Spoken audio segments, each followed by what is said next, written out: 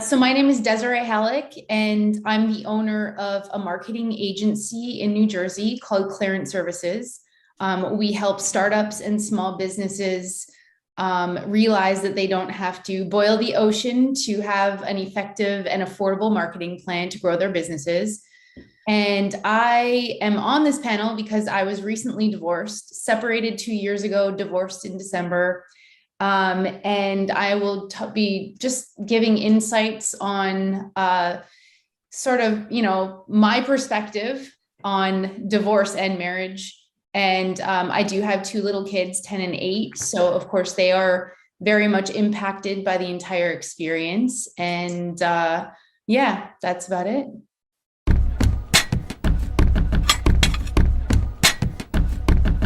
Yeah, I'm just going after Marissa and what she said. If you don't have to get a divorce, please don't. It is the absolute most awful process you can go through.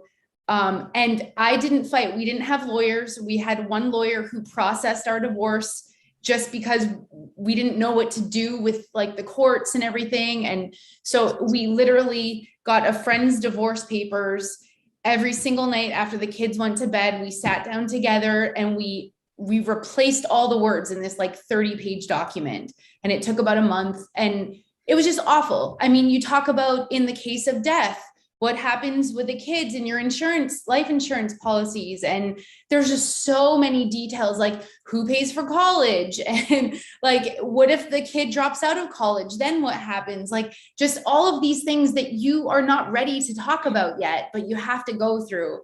And it's really just, it's like mourning a loss, but the person's in front of you.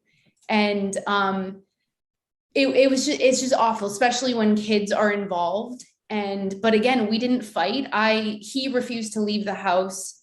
It had been bad for 5 years, but so we tried, we went to counseling, we did everything we could. But he refused to leave, and he would have been miserable for the rest of his life because his parents were married for 40 years, miserable for their lives. Whereas I came from a divorced family where they're happy now divorced and they're friends. And so it's just two different perspectives, and neither one of them are right or wrong. But I never got married thinking I was going to get divorced. I was married for 12 years. Together for 4 years before marriage. So, a big significant amount of my life, I was married, and I just never thought it would happen.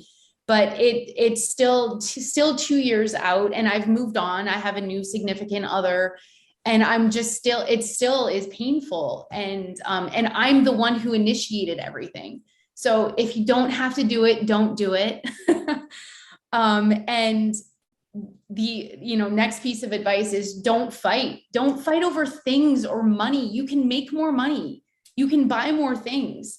And the kids, like, we're 50-50 for our kids in terms of custody. And our kids are pretty resilient, but with COVID and all this other stuff that's going on in the world, I think it just like double and triple impacted everybody.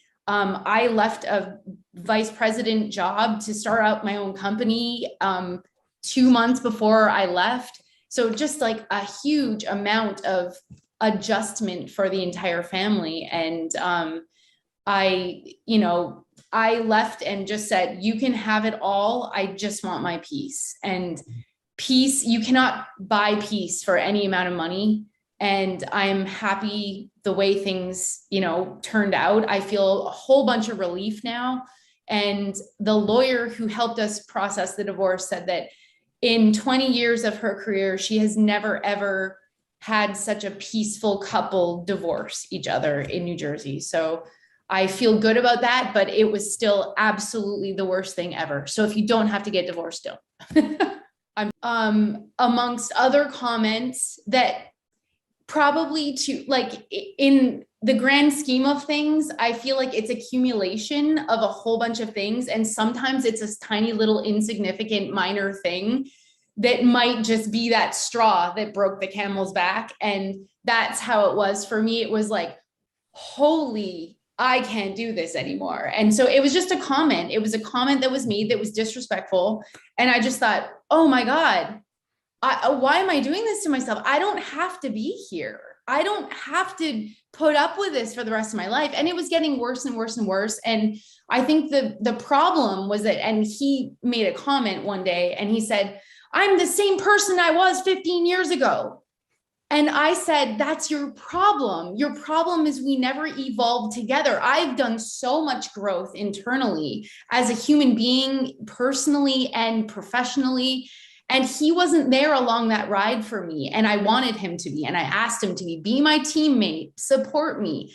And I was along for the ride throughout his career, trying to get tenure. He was a professor of chemistry and trying to get tenure at a university for 7 years of 7 days a week. And I felt like a single parent with the colic children at home. And, it was just like, I was there for you, but you weren't there for me. And I know this is going a lot longer than what you anticipated, Paul, but yeah, okay. It was just a minor comment that I was like, okay, I'm done. So it built up.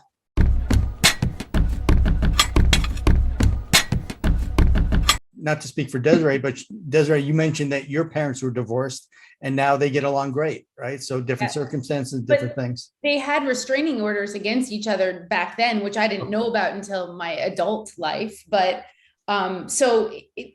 time heals all wounds. It really does. Like, you might hate the person later on. They literally spend every Christmas together, every family birthday party with their significant others. So yeah, it's a really nice, harmonious kind of relationship now. So what I learned, I read this book. Well, I read many books while we were, in the decision-making process and whether to separate or not. And one book was called I Love You, But I'm Not in Love with You. And I think this comes from not dating each other. Your kids come in your life, and we are both Canadian. So all of our families are in Canada. So we lived in New Jersey alone, had no support at all. And it was like, we never, ever dated again, right? It was like, that was it. So then for the last 10 years, we never went for dinner. We never did anything. So this book, what it did was, I wish I read it, 8 years ago, but it's, at least I have the insight now. But what it did is it really touched upon the languages of love. And I know there's a book called The 5 Languages of Love or whatever, but we're not all the same. And I know that everybody thinks that men are from Mars, women are from Venus, all of these books that I'm referencing, but it's so true. We think differently. And if my language of love is like receiving words of affirmation or affection, or it might be gift giving, whatever, it doesn't mean that your spouse enjoys those same things. And so if you communicate, you can learn what your spouse expects or what they want and what makes them happy. And then you tell them what makes you happy, but don't assume that they like the things that you like, because we are all individuals. We are all different. And communication, like learning the styles of communication. My ex was an avoider, just like what Drew just said. He avoided all conflict. So nothing was ever resolved. And then it bottles up. And that's not very good, because then there's an explosion at the end, which is probably what happened with us. But I really think that if you learn that, he needs 24 hours before discussing a topic you're fighting about or arguing about, then I can respect him enough, because he's my spouse, to give him that 24 hours, as long as he respects me enough that I want to discuss it after that time period when we're cooled down. So these are things that I've learned now after reading these books when it was too late. But it's a really good thing to know the style of communication of your spouse compared to your own. Because you don't have to be on the same page. You just have to respect and understand it. And then it will work a lot better.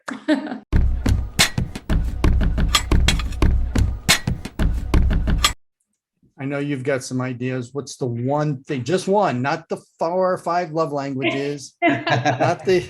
Oh, I don't know. I have 3 really quick ones. Can I do 3 really quick ones? All right. So I asked for one. Pastor Dan gave me two. You're going to go with three. Everybody else, that's it. Three's the max. Three's the max. Go ahead. What do you got? Okay, so the first thing, because my therapist told us both when we were in therapy during this process, expectations ruin relationships. And I know Drew touched upon this a little bit. So if you just ponder that phrase, expectations ruin relationships.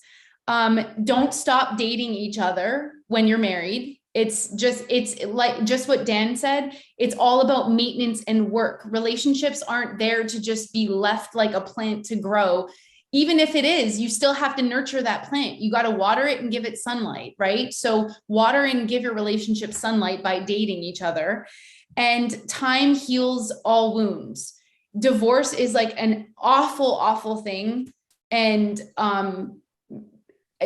but still time, every single day gets better and you get stronger and you heal. So that would be my takeaways.